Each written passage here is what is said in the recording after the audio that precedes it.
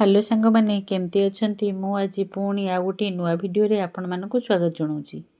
आज मुझे आपण मानक पई जांच कमिटी रेजुलेशन नवेम्बर मंथर जांच कमिटी रेजुलेशन टी को ताहले ए रेजुलेशन टी को पढ़ाई शुणाया पूर्व मोर गोटे आपण मानक रिक्वेस्ट आपण माने जदि मो चैनल रे नुआ प्लीज गोटे लाइक करेंगे और सब्सक्राइब करने भूलिए ना जपरी।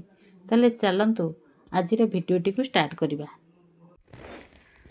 अध्यता 30/11/25 रेख दिपा 1 घटिका समय आम डैश अंगनवाड़ी केन्द्र ठारे जांच कमिटी बैठकर आयोजन करागला। एठारे आपण माने निज अंगनवाड़ी केन्द्र नामटी को लिखिदेवे। यही बैठक में जांच कमिटीर समस्त सदस्य जोगदे आलोचन अंशग्रहण करथिले। प्रथमे अंगनवाड़ी कर्मी उपस्थित थिबा समस्त सदस्य मानकु स्वागत जणाइथिले। मुख्य आलोच्य विषय प्रथमे अंगनवाड़ी कर्मी पूर्व बैठकर विवरणीटी को पठन करथिले एवं आजिर बैठकर कार्य को आरंभ करथिले। एक अक्टोबर 17 तारिख में ओडिशा सरकार प्री स्कूल शिशु मानक पई स्वेटर क्रय बाबद को जन पिछा 150 टंका हिसाब से 16 जन शिशुओं पर मोट 2400 टंका पठाइथिले। आपण माने आपण मानकर केन्द्र रे थिबा शिशु संख्या एवं पठाइथिबा टंका को एठारे लिखिदेवे। से ही टंका को जांच कमिटीर निर्देश क्रमे बैंक रु उठा जाई 150 टंका मूल्य रे स्वेटर क्रय करागला एवं केन्द्रर समस्त शिशु को स्वेटर जोगाई दिगला। 2 रे सरकार निष्पत्ति क्रमे नवेम्बर मास ठारू MSPY किशोरी बालिका मानकु सप्ताह को 2टी सिझा अंडा और 2टी कंचा अंडा दियाजिबो। एही अंडा को प्रत्येक सप्ताह रे अद्विका बैठक रे दियाजिबो। मास को 8 गोटी सिझा अंडा और 8 गोटी कंचा अंडा दियाजिबो। तेणु अद्विका बैठक रे जांच कमिटी सदस्य मानकर उपस्थिति आवश्यक बोली कर्मी आजिर बैठक रे जणाइथिले। 3 नवेम्बर मास 14 तारिख में पंडित जवाहरलाल नेहरूंकर जन्मदिनटी को केन्द्र रे शिशु दिवस रूपे खूब धूमधाम रे पालन करागला।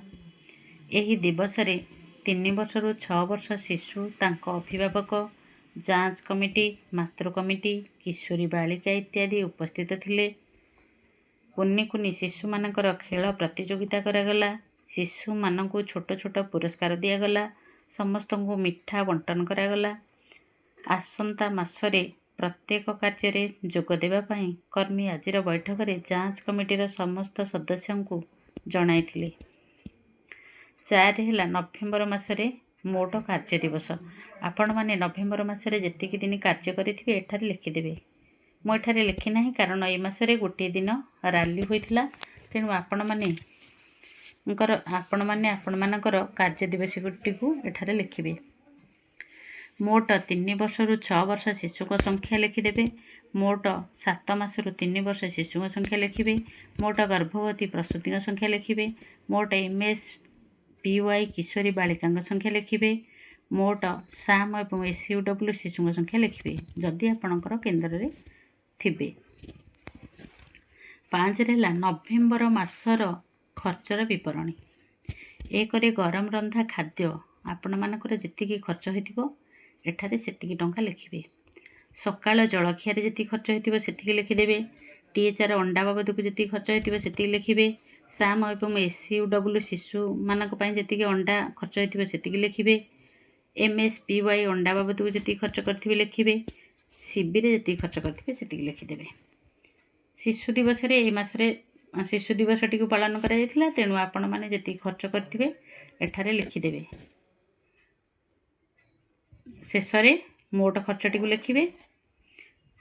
आलोचना शेष में धन्यवाद जनाई सभा सांग करागला।